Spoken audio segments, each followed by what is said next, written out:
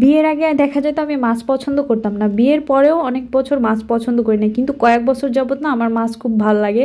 বিশেষ করে আমার শাশুড়ি মার হাতের এই রান্নাগুলো না অনেক অল্প মশলা দিয়ে করে, তো অন্যরকম একটা টেস্ট হয়। তো আমি মায়ের কাছ থেকে অনেক ধরনের মাছ রান্না, অনেক ধরনের রান্নাই শিখেছি। বিয়ের আগে তেমন একটা রান্না বান্না করা হতো না। তো আজকে আমি ট্যাংরা মাছটা রান্না করে দেখাবো কিভাবে করে করলে বেশি মজার হয়। আর ট্যাংরা মাছ কিন্তু কখনো ভেজে রান্না করবেন না, তাহলে কিন্তু মাছটা অত একটা মজা হয় না, ভাজা ছাড়াই অনেক বেশি মজার হয়। তো প্রথমেই আমি তেল দিয়ে তারপরে পেঁয়াজটাকে হালকা একটু নরম করে ভেজে নিয়েছি। এরপর হলুদের গুঁড়া, মরিচের গুঁড়া, এখানে যে যতটুকু খেতে পছন্দ করেন ঝালটা ওই অনুযায়ী দিবেন। তারপরে আমি এখানে দিয়ে দিয়েছি আদা রসুন বাটা, তারপরে ধনিয়া জিরা গুঁড়া, সবগুলো মশলাকে হালকা একটু ভেজে নিয়ে এরপর আমি পানি দিয়ে দিব। পানি দিয়ে এরপর সুন্দর করে এটাকে একটু কষিয়ে নিব। আর মশলাটাকে একটু সময় নিয়ে কষালে কিন্তু মাছটা বেশি মজার হয়। তো কিছুক্ষণ কষিয়ে নেওয়ার পর আমি এটাকে কিন্তু 2বার পানি দিয়ে সুন্দর করে কষিয়ে নিয়েছি। আর যখন এরকম তেলটা উপরে উঠে উঠে আসবে তখন আমি মাছটা দিয়ে দিয়েছি। আর মাছটাকে কিন্তু আমি আগে থেকেই ভালো করে পরিষ্কার করে রেখেছি। তো সবগুলো মাছ দেওয়ার পরে এরপরে এটাকে এখন নেড়ে দিতে হবে, কারণ মাছটা যখন একটু সিদ্ধ হয়ে যাবে তখন কিন্তু মাছ নাড়া দেওয়া যাবে না। তাই এই অবস্থায় কিন্তু মাছ শক্ত থাকে, ভাঙবে না। সিদ্ধ হওয়ার পর মাছ নাড়া দিলে কিন্তু ভেঙে যাবে। তাই এই পর্যায়ে মশলাটাকে সুন্দর করে মেখে নিতে হবে আর একটু কষিয়ে নিতে হবে।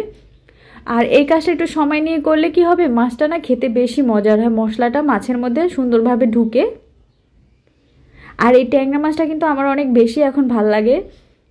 আর এইভাবে করে করলে না এর ঝোল দিয়েই মনে হয় অনেকগুলো ভাত খাওয়া যায়। তারপর এর মধ্যে দিয়ে দিলাম গরম পানি। আর বেশি একটা সময় লাগে না এই মাছটা রান্না করার জন্য, তাই পানির পরিমাণটা অল্প দিলেই হবে। আমি হাফ কাপের মতো দিয়েছি। তারপরে এখানে আমি একটা টমেটো পাতলা পাতলা করে কেটে সেটা দিয়ে দিলাম। আর সাথে দিয়ে দিব কিছু কাঁচামরিচ। কাঁচামরিচটা আসলে যদি কেটে দেওয়া যায় তাহলে সুন্দর একটা ঘ্রাণ হয়। তো আমি আসলে ঝালটা, আমার শাশুড়িও খেতে পারে না, তারপর আমার বাচ্চাকেও অনেক সময় দেখা যায় আমি তরকারি দিই, তো ঝাল হলে ও খেতে পারবে না, তাই মরিচের পরিমাণটা একটু কমই দেই। তো এই জন্য আমি আস্ত দিয়েছি। তারপর এটাকে ঢেকে তারপর কিছুক্ষণ রান্না করব। আর এখন চুলার আঁচটা অল্প আঁচে রেখে মাছটাকে অনেকক্ষণ বসে রান্না করে নিয়েছি। টমেটোটা কিন্তু অনেকটাই সিদ্ধ হয়ে একেবারে গলে গলে গিয়েছে, দেখেই বুঝতে পারছেন। আর মাছটাও কিন্তু মোটামুটি সিদ্ধ হয়ে গিয়েছে।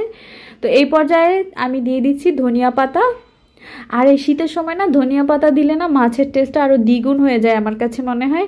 আর টমেটো দিলে, তো এটাকে দিয়ে আরও কিছুক্ষণ রান্না করার পর এভাবে একটু কড়াইটাকে ডুলিয়ে ডুলিয়ে রান্না করতে হবে, কারণ কি এটা এই পর্যায়ে নাড়া দিলে মাছগুলো সব ভেঙে যাবে, তখন আর মানে খেতেও ভালো লাগবে না, দেখতেও ভালো দেখা যাবে না। তো আমার মাছ রান্নাটা কিন্তু হয়ে গিয়েছে, দেখেই বুঝতে পারছেন এটা কতটা সুন্দর হয়েছে। এটা খেতেও কিন্তু ভীষণ মজার, চাইলে কিন্তু এই ঝটপট করে আপনিও করে দেখতে পারেন, ভালো লাগবে।